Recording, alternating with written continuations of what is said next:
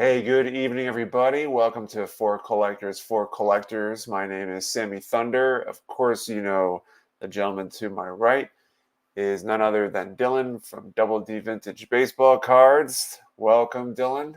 Thanks, Sammy. Dude, you got my name right. No one says Double D Vintage Baseball Cards. They always just say Double Double D. D Vintage Sports Cards or Cards. I mean, it doesn't matter. I just find it funny. You're the first one. Good job. I try to be as thorough as possible when it comes to, you know, being introducing people and just wanting to get it right the first time. But so as y'all probably saw from the description or from the thumbnail, tonight we are going to be unveiling our starting five. I don't know if this theme is going to work over time. This is the second time I'm doing this starting five thing. We're going to go with the flow. The basketball, doesn't hit the same spark I think baseball does. Dylan would definitely agree with that, being that he is a baseball collector. I think primarily, I don't think you collect any other stuff. Football or not really? No, I don't even know what a football is. So tonight we're going to stick to baseball. And from the description, it's the starting five rotation.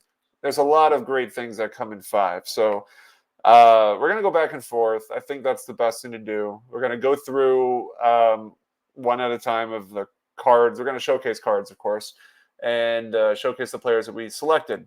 So, Dylan, I'm going to give you the honors first. If you want to showcase your first player, you give a little bit of background on why you chose that player to be in your starting five and go from there.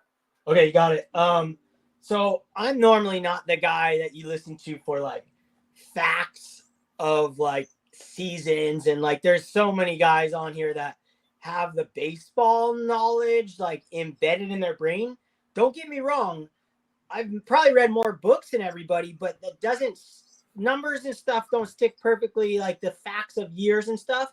But I actually did a little research on this and set up and pulled cards of like their really great seasons for the guys that I have. So honorable mention, of course, we're going to break the rules, and that would be Warren Spahn. And Warren Spahn, to me, he was one of the first guys that popped in my head. But when I thought it through more and more, there was guys that I would rather see pitch more. And that's how I went about this. I went about this pretending I was at a game or in a at a World Series, and I got to go to all the games. There are 5 games anyways. These are the guys I wish I could watch pitch. That's pretty much simply how I did it. And I had to own the cards of these players. So the very first guy, if I'm in the World Series and I got a starting rotation of 5 guys, where'd he go? I'm going with the Intimidator, Bob Gibson. I mean, he's just going to scare the living daylights out of you. He's on point, and this is his MVP season in 1968. 1968, let me read my notes. He had a 1.12 ERA for the season. I don't know if this was his crazy one that he had the craziest lowest ERA in World Series history or not, but this is his MVP season and probably won the Cy Young. I didn't write that down. And he had 22 wins and 13 losses and 268 strikeouts. And This is probably Bob Gibson, my favorite card of Bob Gibson as far as like the looks of it goes. I just love it. So there we go. It's a good start. That's a really good start. Now, are these cards, before we go any further, are you selecting these players in order? Is Bob Gibson your number 5, or is he? I'm putting him in order because I would like to see Bob Gibson pitch again. So if it's a game, 7 games in it, he's like a guy I'd really like to see pitch more than once. All right. That's good because now I'm rearranging my order. Yeah, exactly. Listen, I'm gonna go with all right. So this is my number 5 guy. That's a good first pick, by the way. Gibson is great. My number 5 guy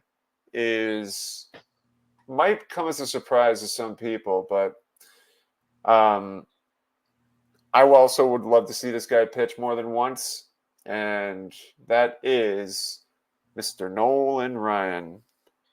Yeah. So Nolan Ryan, as we all know, his story is what kind of just holds a lot of ground, a lot of truth in baseball and vintage history. Obviously, his 7 no-hitters, just career leader in strikeouts. I don't know if he's the career leader in walks, but I know he had a high walk rate.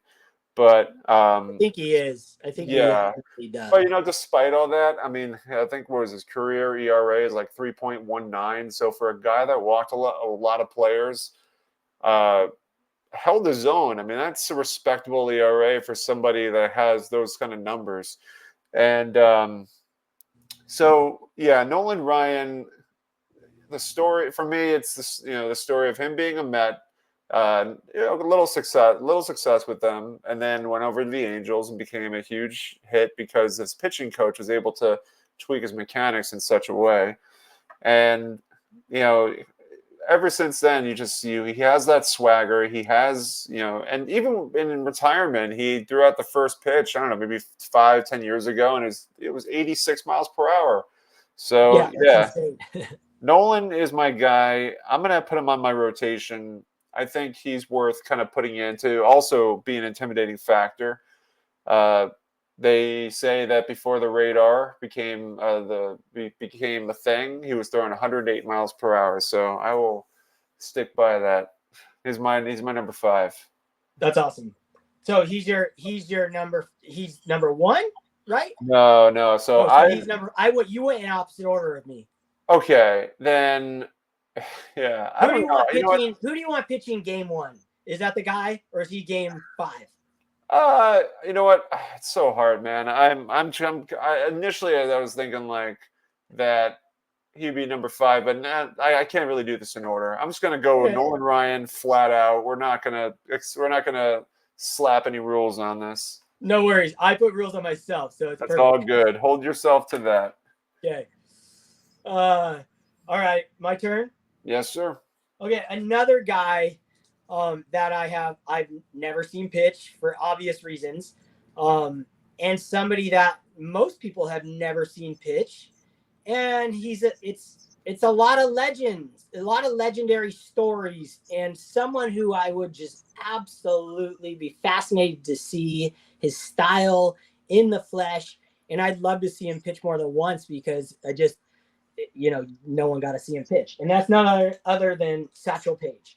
And Satchel Paige, although he didn't pitch in the major leagues very long, he did go to the World Series in the major leagues. I think his first season, if I'm not mistaken. And I believe they won. And I've got these Topps Gilded. This is a 2022. And I love these cards. These are modern, yes. These are numbered to 99.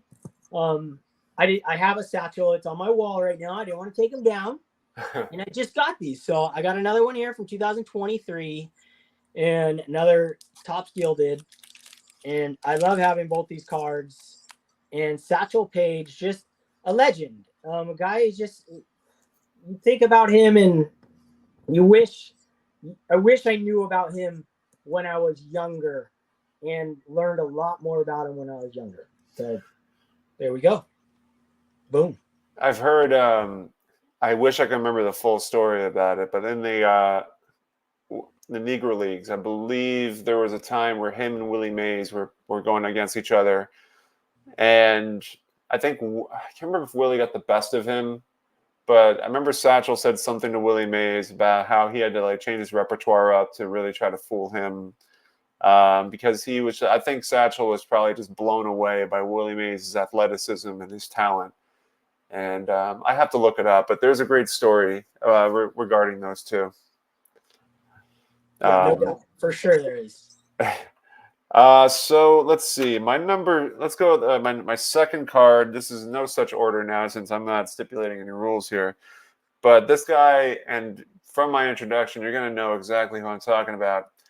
Short career, but most dominating 5 years possible in baseball history, in my opinion. Just an absolute rebel in the game and just dominated the pitching mound. It's none other than Mr. Sandy Koufax.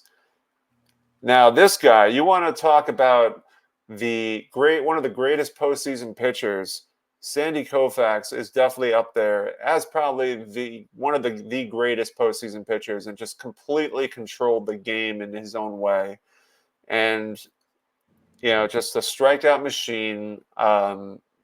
Just that big leg kick and the huge just reach over arm and throw it. Just the velocity, everything about it, just spelled greatness.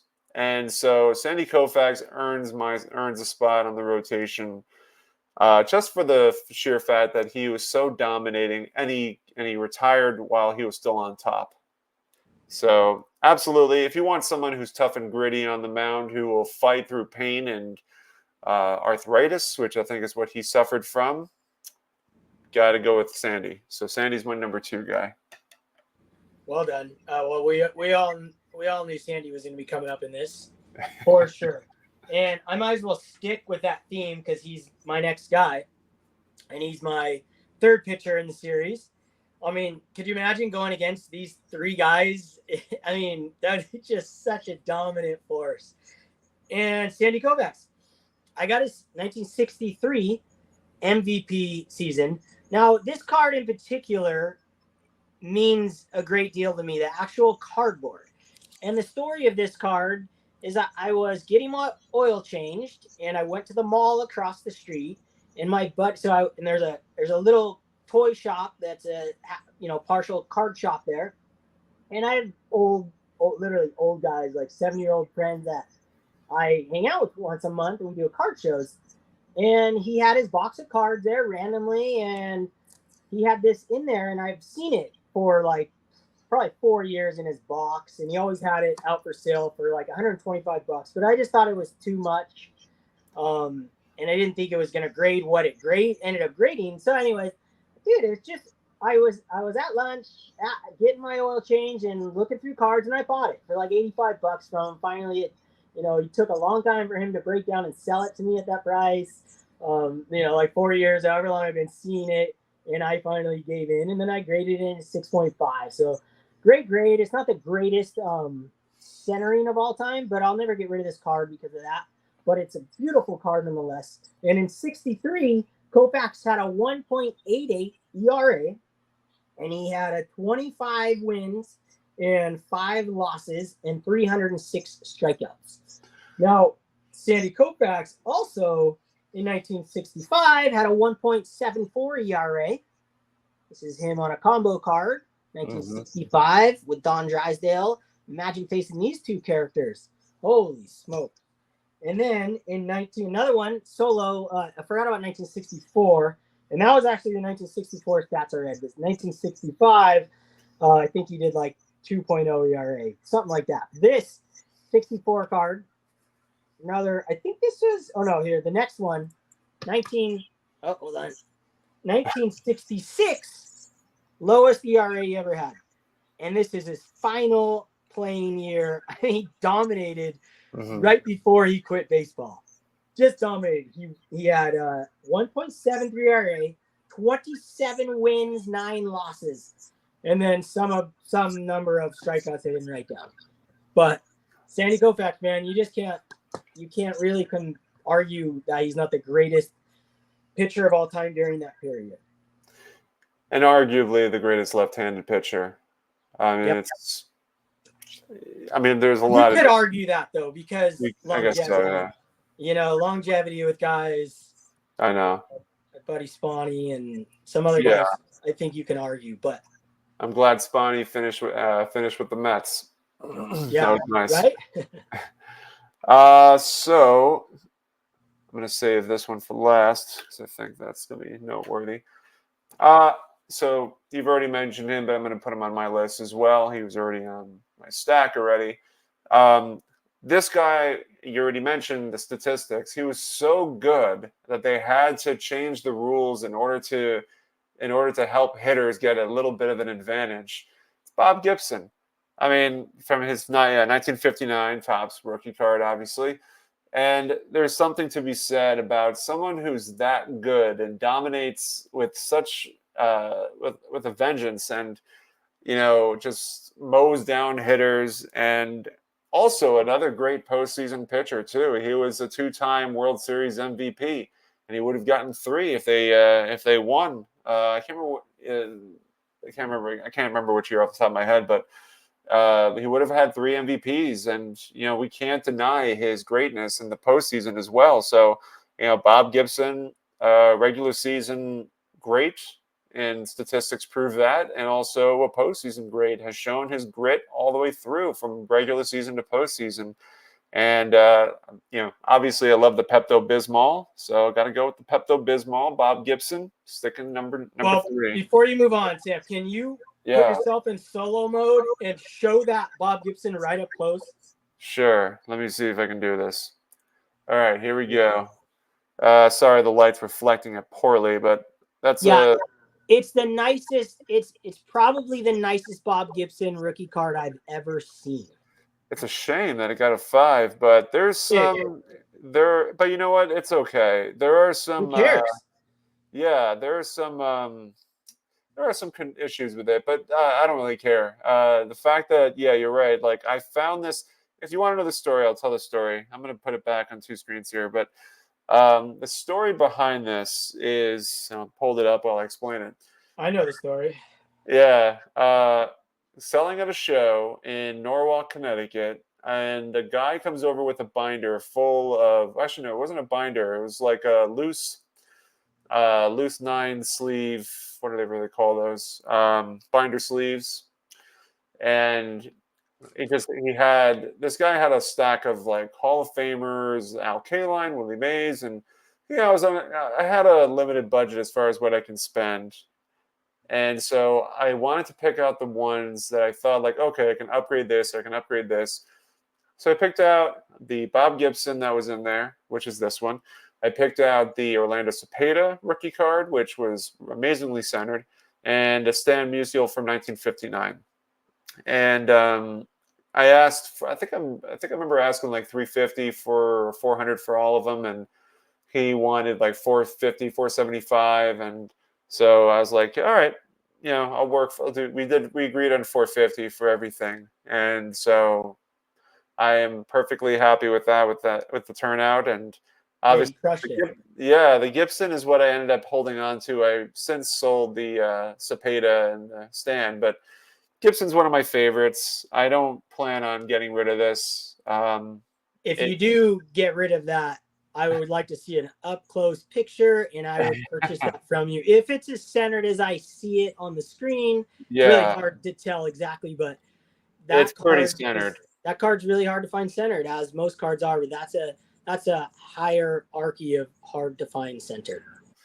Well, I'm happy to hold on. Happy to have it kind of represent. I mean, I've kind of gone on to just keep trying to keep one card of each player. So this is the one I'm going to hold on to, and awesome. I'm not going to look back.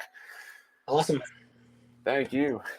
So that was your turn. You did Bob. Yeah. So we got 2 more. I think we have 2 more each, I believe. Okay. Well, I'm going to go to a guy who I watched pitch. Do I remember the game? Heck no. Everybody remembers all these games they went to. Man, I went to a lot of games when I was a kid, but I don't remember what guys did. The only reason I know I went to games that he pitched is because he played on the Angels during the time I was a kid. And I know for a fact I remember going because Nolan Ryan was pitching. So Nolan Ryan. Yeah. And 1972, is a really great season he had in 1972. And I absolutely love the 72 baseball card of his. To me, it's one of my favorite Angels cards that I own. I love this. Everything about it to me is just special. And in 72, he had a 2.28 ERA, 19 wins, 16 losses, 329 strikeouts. Now, what you talked about, everyone, like, not everyone, but some people just kind of poo-poo Nolan Ryan. Like you said, when you look at his stats, he was like 3 ERA or under. And when I was a kid, and still to this day, if you have a 3.0 ERA or under, just like an average, if you have a 300 average or higher, dude, you're a legend. You're it. You're the king. And to hold that for as long as he did, that's why Nolan Ryan to me is so special. And you got those games that he just absolutely dominated. And dude, I mean, the guy was nuts. Who cares if he had some wild games? Even in 69, he wasn't. Dude, he had like a 4.0 ERA, and like not bad. I mean, you would think he had a disastrous season from what everybody said, like an ABRA or something. But No, he had a good playoff run with the Mets during the miracle year.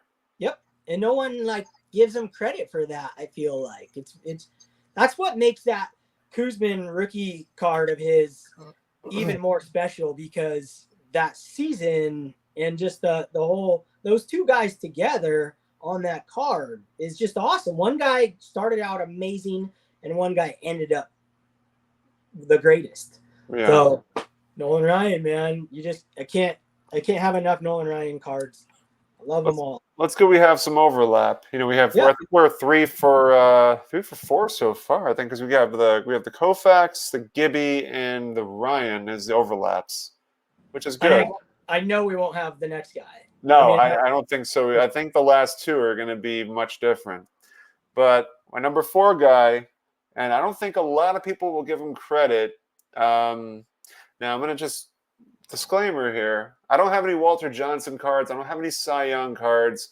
So that was one stipulation, is I'm not going to put up like some sort of picture of like, here is Cy Young, here is Wojo. I just don't, and also I'm not putting Randy Johnson, Greg Maddux into this equation. This is vintage. We're looking at the vintage guys. That being said, and I might be a little biased towards this guy, but we have to credit Mr. Terrific. Now, I knew you were going to pick him. I knew you had to. Listen, Tom Seaver. My dad met him when he was a kid, which, pretty cool. Yeah. And so I have family relatives that are like board game manufacturers, or like they have their own manufacturing business, which I think they've since sold. But they created the Tom Seaver game back in the day. Wow. And so it's pretty cool. Nevertheless, Tom Seaver, over 300 wins. ERA lifetime is definitely in the 2s. I don't know off the top of my head, but, a lot of people knock him off because his the end of his career kind of tailed off and didn't really hold as much weight as it did when he first came into the league, and was really just nothing short of remarkable in his overall career, or in that span of time. But listen, the guy's a World Series winner. Shows just arguably the greatest Mets pitcher of all time, and one of the greatest pitchers of all time. And so, I want to give Tom Terrific his due. I want to be able to say that he's in my rotation for the sheer fact of his just pure will and desire to win, and just putting his heart in his sleeve to be a winner with the Mets.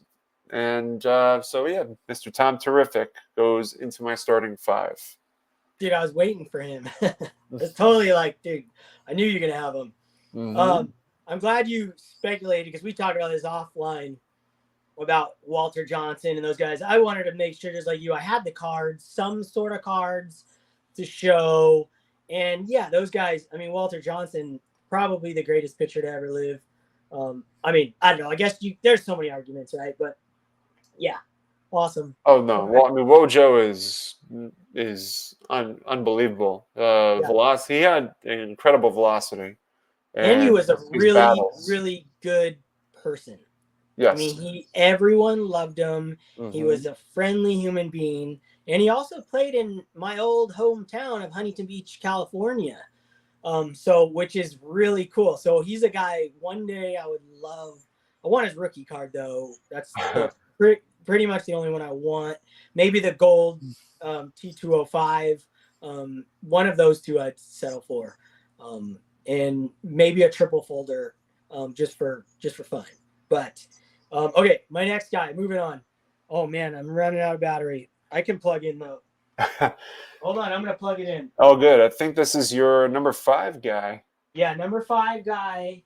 Let me plug this in real fast. No, do your thing. My number 5 guy is like Mr. Dependable. This guy should have started. I don't know what year it was, but he should have started in the World Series in a game 1. But they didn't start him, or it was the game, or it was the last game. I don't know. I don't know exact numbers, but this guy, other people will know, and that's the chairman of the board, Whitey Ford. This guy was Mr. Dependable. He was World Series god.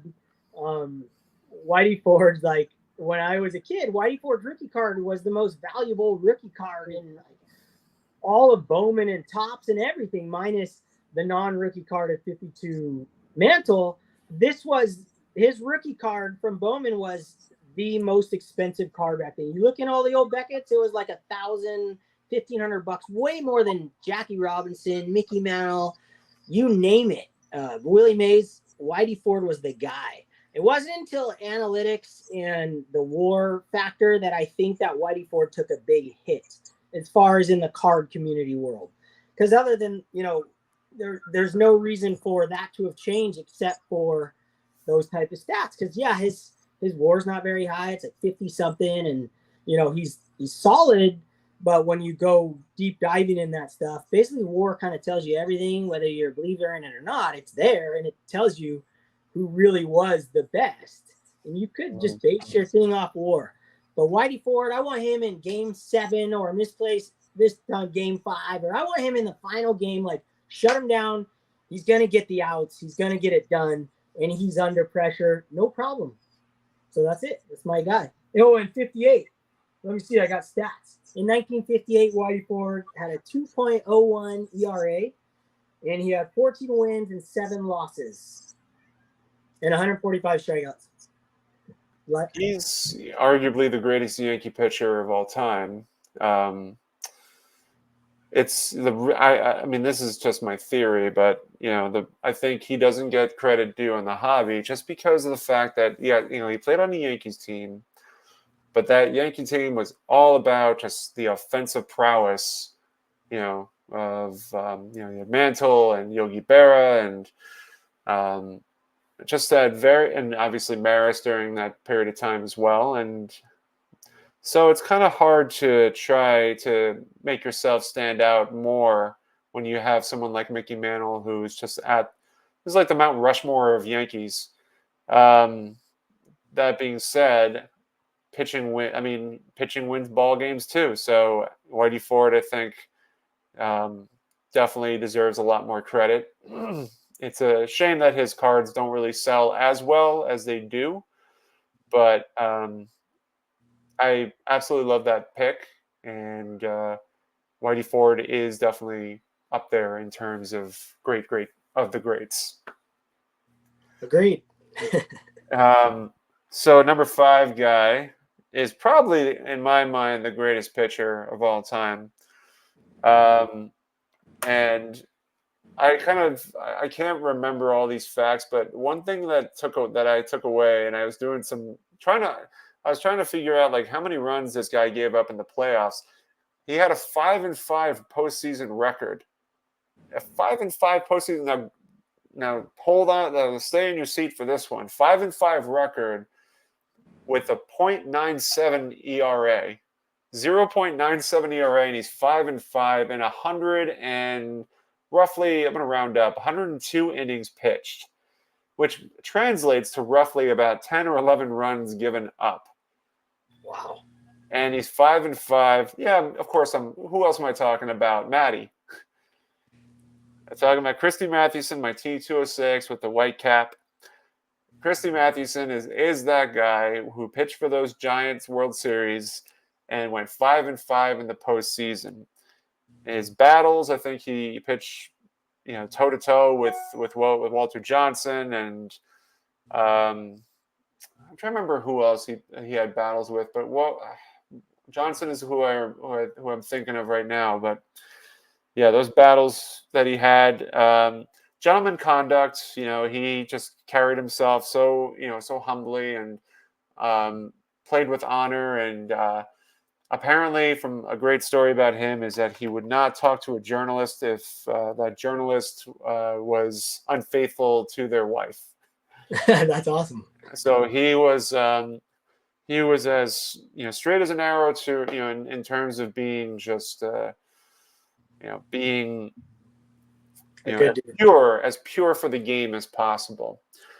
And so with that alone, he's one of the original the original six of the Hall of Fame. So it's a shame he wasn't there for it. He died at a young age because of the chronic effects that he had dealt with in World War and World War One.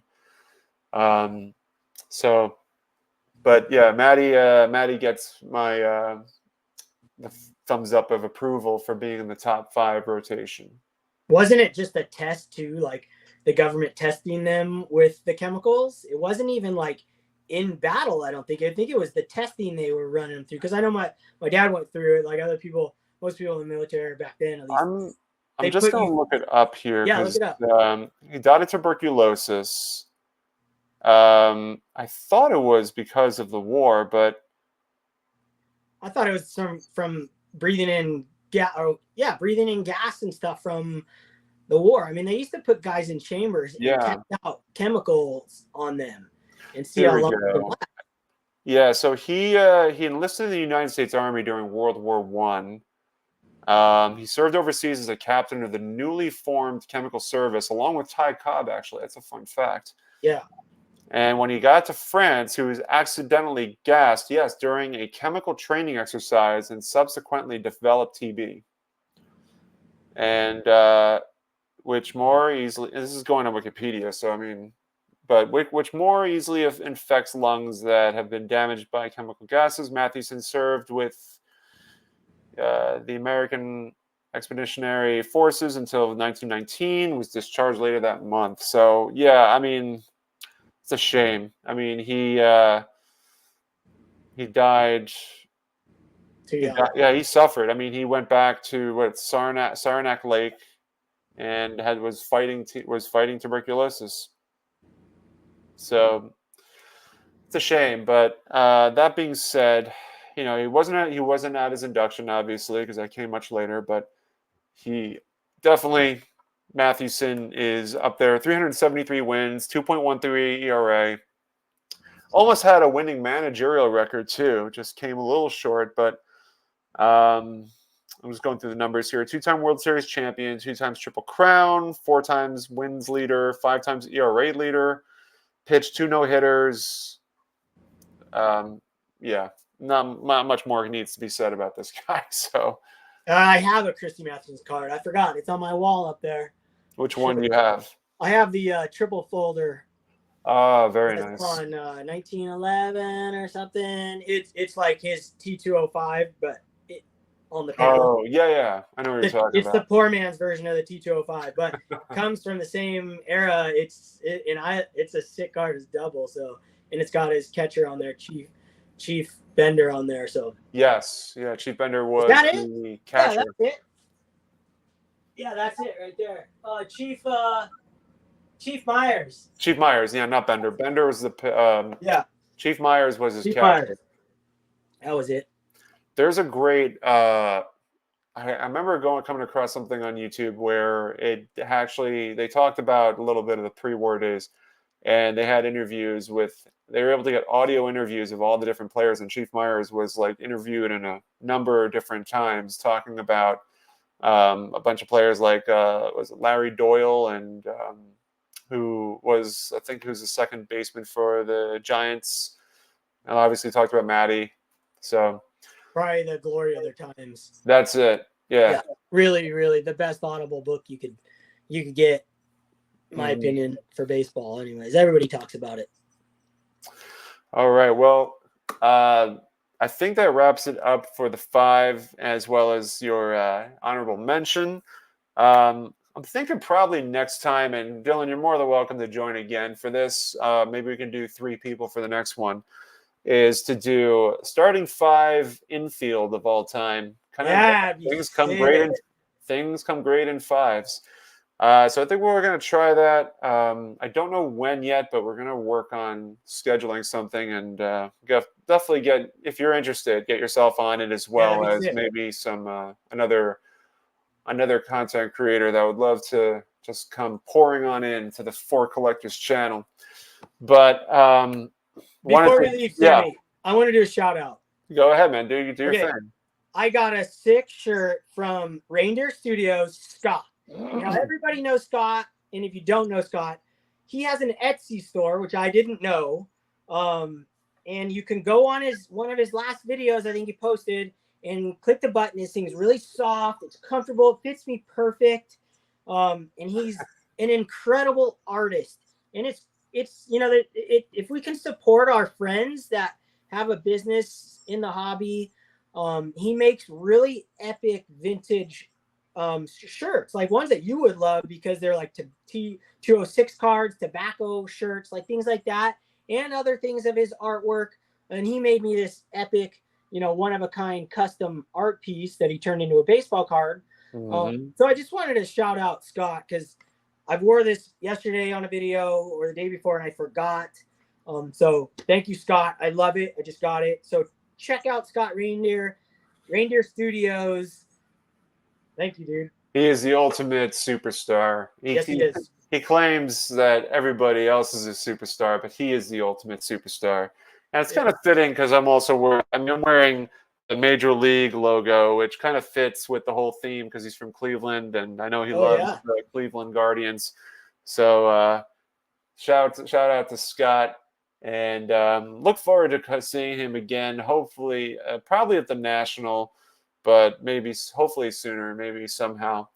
But yeah, absolutely, really solid guy, and just really does a lot for the hobby, and his artwork is nothing short of phenomenal. So I want to say thank you, Dylan, for coming on tonight to the Four Collectors channel to do this starting 5 video. I think it was a lot of fun, and actually good little bit of learning too about some of these guys. So yeah, I actually Googled some stuff. Yeah, exactly. Yeah, pretty much had to just to kind of go in and look it up. But do you have any last words? Anything you want to mention before we head out? Nope. Thanks for having me. So, it was fun. I always like talking with you, Sammy. You're easy. I'm jamming everywhere, and you always just so perfect. So we're a good combo. I appreciate that. I agree wholeheartedly. So, again, I'm going to circle back again to the starting 5 at some point with the infield, and Dylan will talk and see if we can get you back on for that, and we'll try to get an additional person to jump on. But if you're not subscribed to Four Collectors, definitely do so. We got some other great content, live streams in the mix. I think I have one coming up on Sunday with Orlando and Adam Vintage Sanctuary. And so that's something to look forward to. But thank you guys so much for coming on, and we will see you soon. Take care. Later.